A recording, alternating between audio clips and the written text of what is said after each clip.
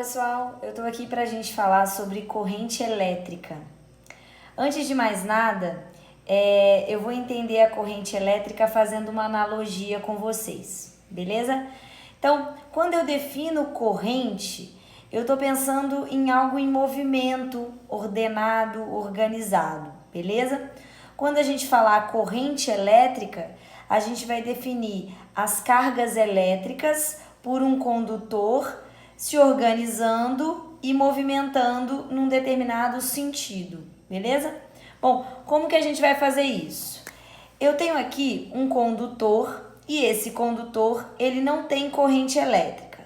Significa que a estrutura metálica condutora tem elétrons e esses elétrons, eles estão se movimentando de forma desordenada, aleatória, ok?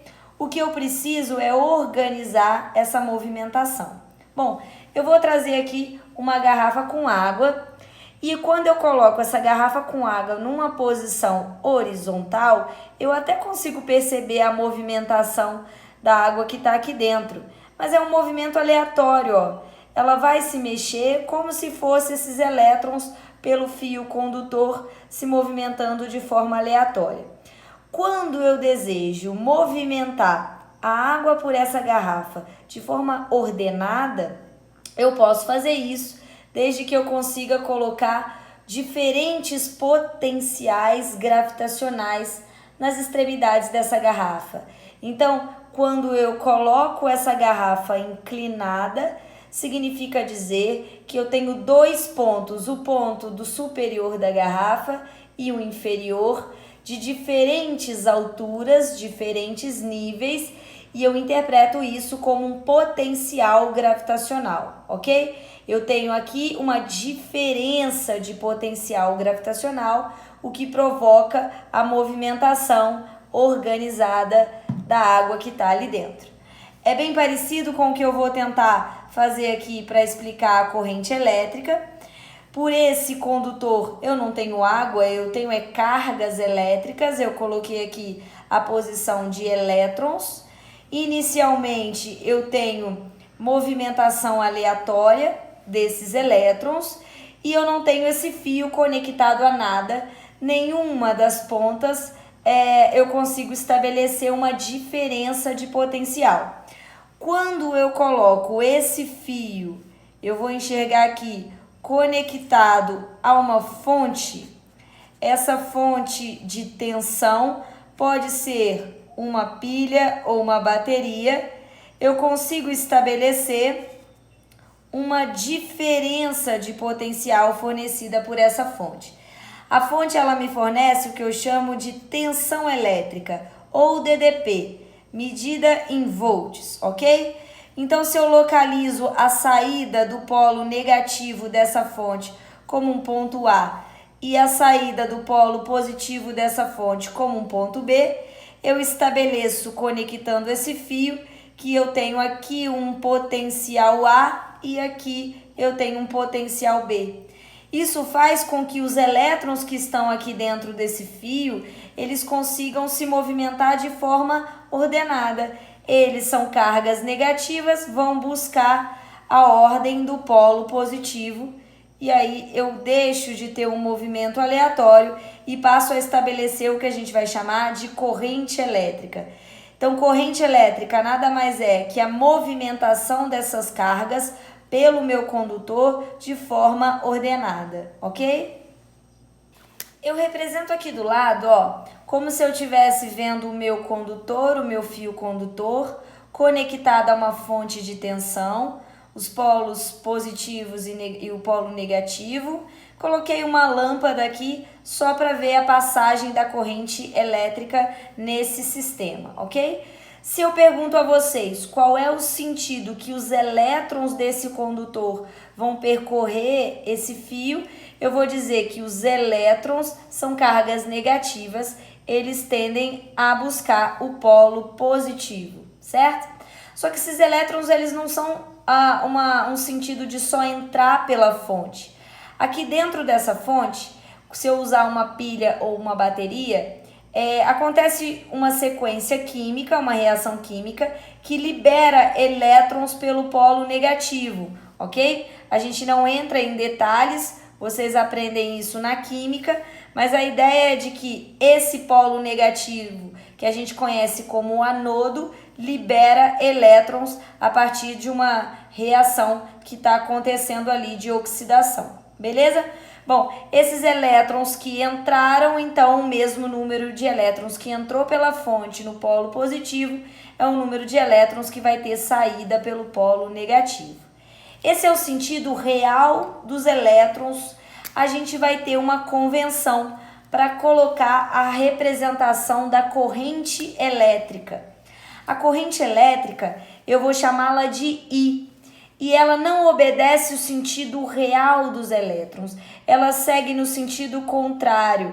Então, esse sentido é um sentido de saída pelo polo positivo e chegada pelo polo negativo da minha fonte. Esse sentido, então, eu vou falar que é o sentido convencional da corrente do polo positivo em direção ao polo negativo da fonte, ok? Já entendemos que a corrente elétrica tem a ver com a movimentação dessas cargas pelo condutor. Eu quero saber como que eu vou calcular esse valor dessa corrente elétrica. Então, eu vou estabelecer o seguinte, o I, que é a representação da corrente elétrica, I porque a gente chama intensidade da corrente elétrica, vai ser definido como a quantidade de carga que passar por aquele condutor sobre um intervalo de tempo que eu devo considerar. Esse valor de quê? Quantidade de carga eu vou medir em coulombs e esse valor de ΔT eu vou medir em segundos, ok? A intensidade da corrente, então, ela é a quantidade de carga em coulombs sobre o tempo em segundos. E aí eu chego numa unidade, coulombs por segundo, que é a mesma coisa que ampere. Então, quando eu falar corrente elétrica, a gente vai medir a intensidade dessa corrente na unidade de amperes, ok? Bom, qual a finalidade que eu tenho para esse movimento ordenado das cargas elétricas?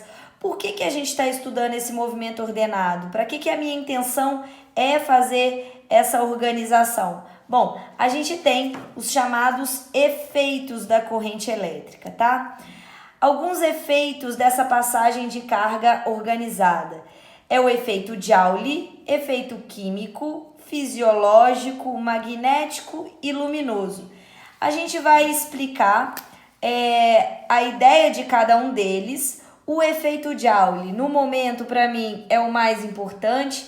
Eu consigo pegar a energia elétrica e eu consigo converter isso em energia térmica, que é o calor. É o caso do chuveiro, é o caso de um secador de cabelo, é um caso de um ferro elétrico. Ele aproveita a passagem da corrente elétrica e esse efeito Joule consiste na passagem liberar calor. O que acontece? Quando eu tenho elétrons em movimento, cargas elétricas em movimento, elas acabam em atrito uma com a outra. E desse atrito, eu consigo transformar parte da energia transportada por essas cargas em calor. Então, quanto mais cargas eu tiver, significa que mais contato, mais atrito entre uma carga e outra, mais calor eu vou ter. Quanto mais rapidamente essas cargas circularem pelo condutor, significa que mais atrito, mais calor eu vou ter. Então, desse efeito Joule, a gente consegue concluir que quanto mais intensa é a corrente elétrica, mais calor eu vou conseguir gerar naquele caminho do condutor, ok? O efeito químico, eu não vou detalhar ele com vocês, eu vou citar o exemplo. Eu posso enxergar um processo de eletrólise como sendo exemplo do efeito químico. A gente consegue, pela passagem da corrente elétrica, fazer a quebra de uma determinada molécula e daí o nome eletrólise, tá? A química explica melhor como que ocorre esse processo, então a gente não entra em detalhes nas aulas de física, ok? O efeito fisiológico. O simples fato de você ter uma carga elétrica chegando ao seu corpo ou saindo pelo seu corpo, eu vou ter o chamado choque. Então, a passagem de carga elétrica, de corrente elétrica pelo nosso corpo, provoca alguns sintomas, né, vamos dizer assim, algumas reações no nosso corpo, no nosso sistema fisiológico. Desde uma pequena contração muscular, podendo provocar uma parada cardíaca, podendo provocar uma parada respiratória, ou até mesmo queimaduras, tanto internas quanto superficiais, beleza? O efeito magnético a gente vai ver na parte de eletromagnetismo, mas a ideia é de que a passagem da corrente elétrica por um condutor, eu consigo gerar um campo magnético ao redor desse fio. É por conta desse efeito que eu tenho o funcionamento dos transformadores nas linhas de distribuição de energia elétrica. É por conta desse efeito que eu consigo explicar como um gerador de uma usina transforma energia mecânica em energia elétrica, ok? E por último, a gente tem o efeito luminoso. A passagem de corrente elétrica pode promover a liberação de fótons, o que é a energia luminosa associada, beleza? Então é isso, esses efeitos justificam o porquê da importância da gente estudar a corrente elétrica. Bom, imaginem que aqui a gente tem um circuito. Eu peguei um fio condutor, conectei aos polos de uma fonte, positivo e negativo, e eu sei que por esse caminho vai circular uma corrente elétrica que eu vou representar a intensidade com a letra I, beleza? Eu sei que o sentido é o convencional, saída pelo polo positivo da fonte e buscando o polo negativo, ok? Eu não posso simplesmente ligar esse fio condutor e não ter uma dificuldade nesse caminho. Eu vou considerar que se o fio não tiver nenhum outro equipamento no caminho, ele não oferece dificuldade suficiente para que eu consiga controlar esse valor do I.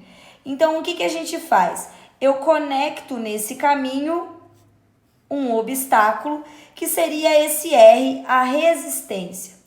Então, o papel dessa resistência, nesse meu exemplo, é fazer com que a corrente seja obrigada a passar por esse obstáculo e assim eu consigo diminuir a intensidade dessa corrente.